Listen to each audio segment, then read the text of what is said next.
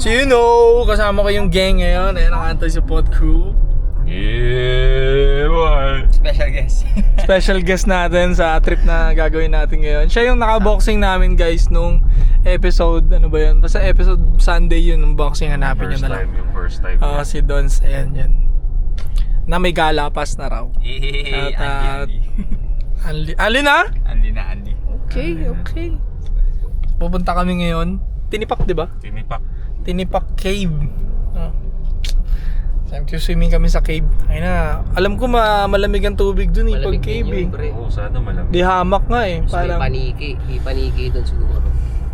Saka sana wala nang tao. Magsipasok na kayo, may pasok na. Tama na yung gala nyo, amin na yan.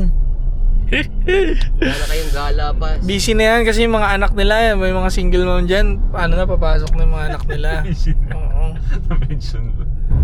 So yun guys, andito na kami sa Antipolo. Nasa parte na kami ng Rizal. Malapit-lapit na kami, mga isang oras. Kalahati na lang kami doon. Pero kakain muna kami dito sa Cloud9. Napasyal ko sila para overlooking kahit papaano. Yeah, first time ko dun eh. Hindi pa ako nakapunta ron. Yun, Ano naman eh, south lang tayo eh. Ayun, para maganda kasi para isang gala na lang, dalawa kagad yung napuntahan, diba? Ano kasi sila, yayamanin sila. Yung mga south, iba talaga south vibes. So pupunta tayo dito sa mga pangmahirap na pagkain. Kumakain ba kayo pangmahirap? Oo. Joke lang, medyo pricey rin doon. Pero masarap. Ako ma-open, tanginang yun. Lagi ako dun ko dinadala yung jowa ko. Pang mahirap pala yun. Hindi na nawalan ng na-offend, no? Stop over tayo dito para kumain, magkape, at kung ano-anong shit. Dito yan sa Cloud9.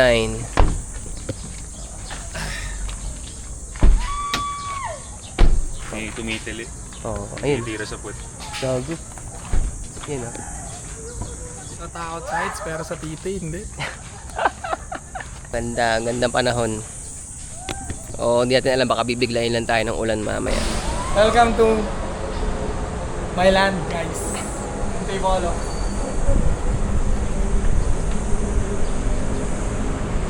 PM gang nandito. Palagi yung natandaan yung pangalan ng 3PM gang kasi yung store, yung registration ng merch na ibebenta ng anti-support, 3PM gang ang ipinangalan natin dyan.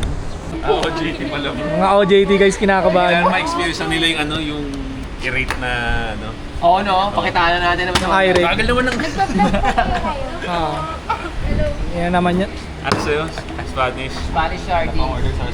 Tapos dalawang beef tapa. Habang hinihintay namin yung pagkain namin, order muna kami ng kape dito. May akit tayo doon. So isang yon Spanish latte. Ako rin pala, yun na rin pala ako. Bali dalawa nun. Sa akin caramel. Caramel. 16 na lang. Sa akin Amerikano na lang. Ice. Libre ka niya? Libre ka niya, Pili ka na gusto mo. Pili ka na.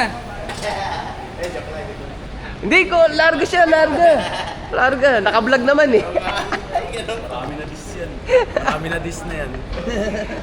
Si-share namin, si-share eh. Yan ang maganda kayo sa daw. Follower ka, ikaw papalibre. Par, dumating na par. Para tayo nag-family day ah. Sarap po, family day. Nakaway ka yan yung mga kapamilya mo. Ando no. Yan guys, kakain na kami.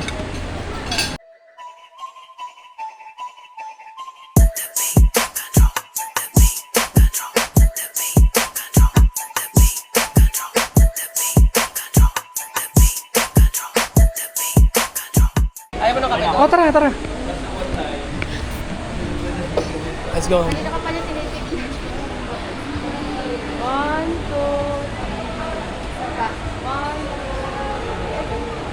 Tapos na kumain, so babiyahin na ulit kami. Guys, nag-uusap kami, pupunta kaming EK, no? So, ayaw daw niya sa roller coaster ni Ching.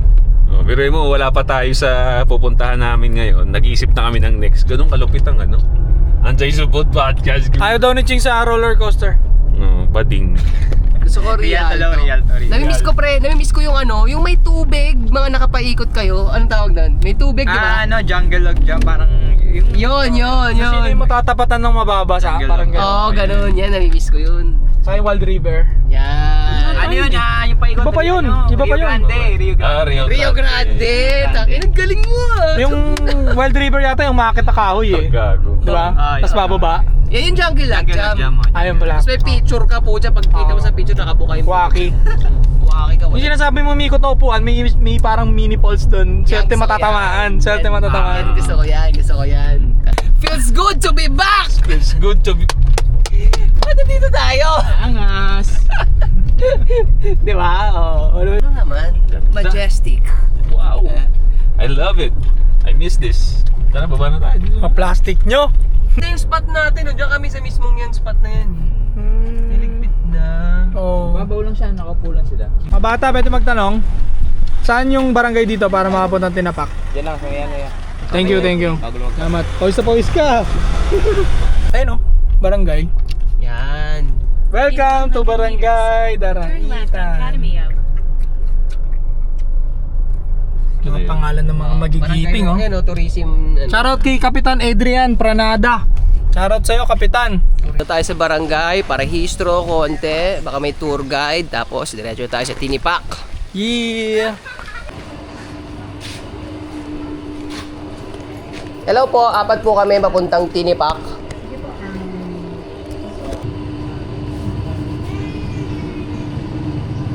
Pare, kakababa lang namin doon sa tricycle. Yun yung tour guide namin. Papunta na kaming ano ba? Anong tawag doon? Tinapak. Tinapak. May kaso yung cave daw na yun sana yung pinaka-highlight gusto namin puntahan. Nasira daw yung way, yung daan papunta doon. So wala magagawa. Ganun talaga eh. Hindi mo control ang mga bagay-bagay. Just go with the flow. So ngayon, enjoy namin yung kung ano yung available. Pero sayang. So, ito itsura niya. Tingnan nyo yun. Rocks Formation.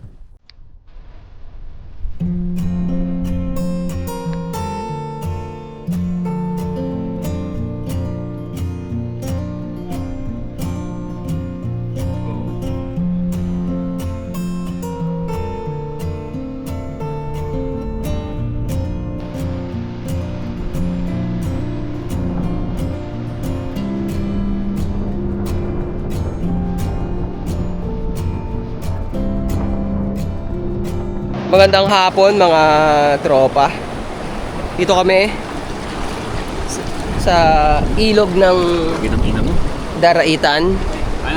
Tinapak. Sa Tinapak pala. As usual, living the life. Ang ganda ng shot. Ganda ng shot, my man. Living the life as usual. Maganda mag-TikTok doon, pre. Doon tayo nakapwesto, tapos TikTok tayo ni Kuya Rick. Living the luxurious life. Luxurious life. Alam mo yung luxurious life na realize ko, doable siya at kaya siyang gawin ng kahit sino. Kailangan lang talagang umiral to eh. Kailangan umiral yung analytical skills mo. So, i-describe natin yung pakiramdam ng tubig.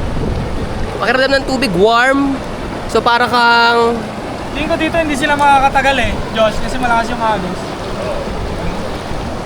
Hindi natin masabing jacuzzi to eh, no? Pero may ganito rin naman temperature ng jacuzzi. Oo. Aray ko, ang lakas ng current. Oo current. Yeah, lakas ng current ba? Ang mga old gods kaya ba sumabay sa current? Ang lakas. Dati nung ignorante pa ako, sabi ko, kinano ko kay Dons to eh. Buti inawat ako nung nagbabangka. Yun yung bago-bago pala ako natututo eh. So gusto ko talunin lahat. Lakas ng alon. Sabi nung nagbabangka, wag sir, kasi malakas. Hindi, kaya ko yan. Pero hindi niya ako pinayagan. Buti ko pinayagan niya ako, takina, lunod pala ako dun. Sabi niya. Wag sir, ang lakas ng alon, wag sir. Pero ikaw confident ka naman. Hindi ako confident. Ego. Ego. Oo.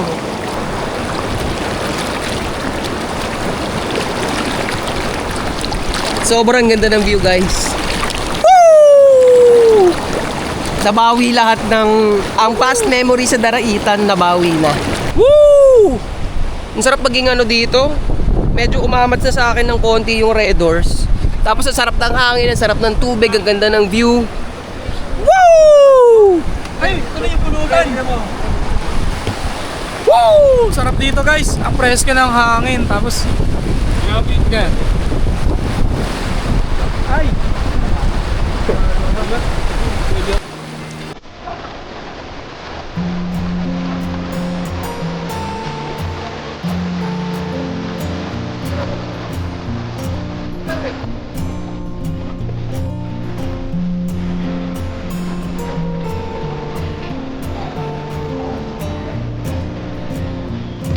So mga pare, review tayo ng anong pangalan nito? Daraitan Rock Formation, review. Ang score ko rito 8 out of 5 ang score ko rito sa Rock Formation. Mataas na yun. Oo, above average na yun. Bakit 8.5? Kasi ang nagpababa ng score yung tubig, maligamgam. Nag-expect kami. Nag-expect ako na malamig yung tubig. Pero, alam mo, nagpaganda rito, pre. Yung rock formation, which is dun siya sikat, at puti yung bato. Nakita nyo naman sa mga montage natin kanina, puti yung bato. So mukha siyang luxury pare, mukha siyang luxury. Pero kung itim yung bato rito pare, mukha siyang normal. Ang scoring ko sa kanya is 5 out of 10. Pero dahil 8 out, pero dahil puti yung bato, white noise dahil dun sa tubig, napapagitnaan ka ng mountains, 8.5. Sulit.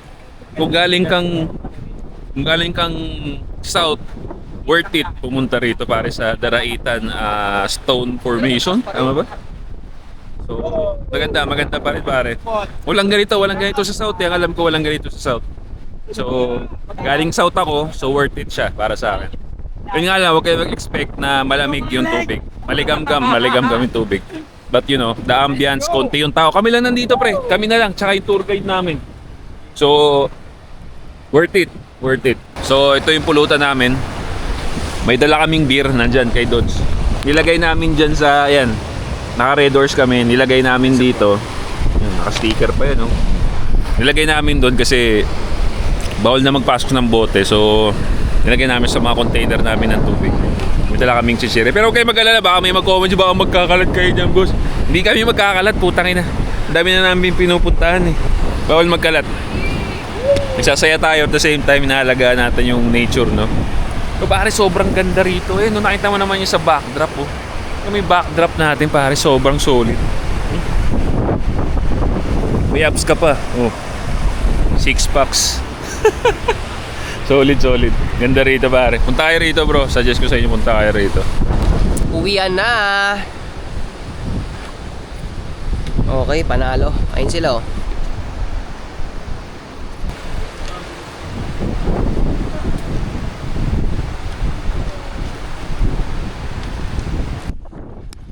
Yan, sakay namin yung tricycle, pauwi na. Yan. Alis na kami guys. Alam, sobrang nag-enjoy kami dito. Ang saya. Nabalik daw si Ching dito magkasama ng LX. Yan.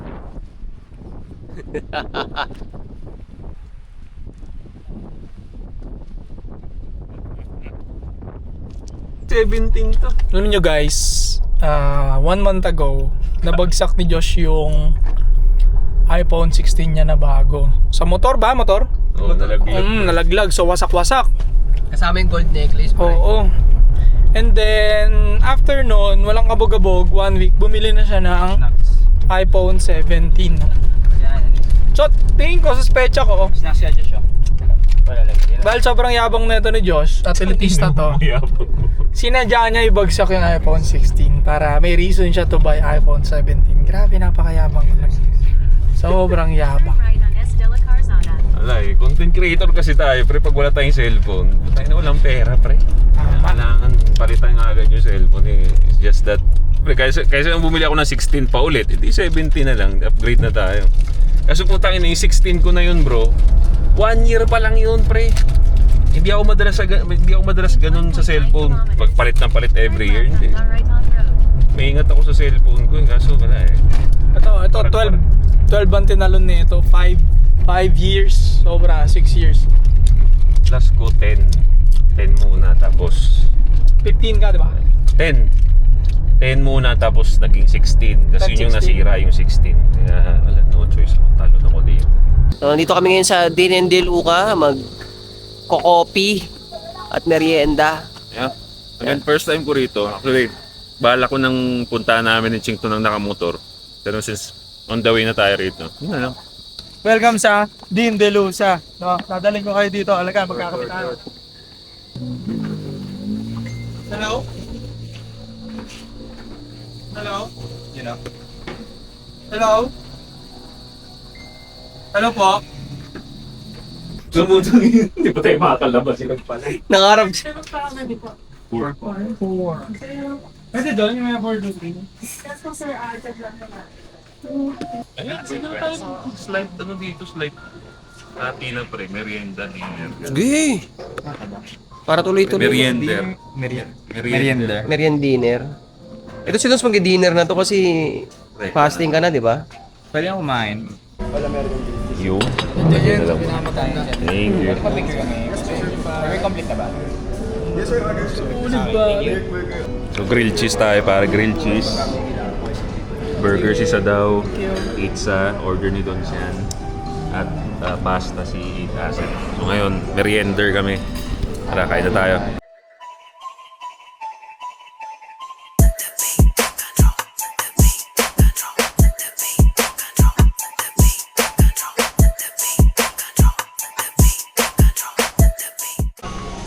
Alright, so tapos na kaming kumain. Pachi na kami sa sobrang busog ko na pre. Din de Luca. Maganda yung place nila mga pare. Pang jowa vibes, no? Kung may girlfriend ka, asawa mo, maganda dalhin dito. Hindi siya pang bruskuan. The food is okay. Sarap yung coffee nila. So kung gusto mo ng aesthetic na restaurant, yan, dito kayo sa Din de Luca. Dali mo yung mga above mo, tutuwa yan dito. So tara na, let's go. Yun mga pare, dito na kami. Na-drop off na namin ang social media icon. So hanggang dito lang tayo mga pare. Maraming salamat sa pagsama sa amin. Sana nag-enjoy kayo. Ang Anti-Supot Podcast magbabalik lagi. Hanggang sa muli! Go! Bye!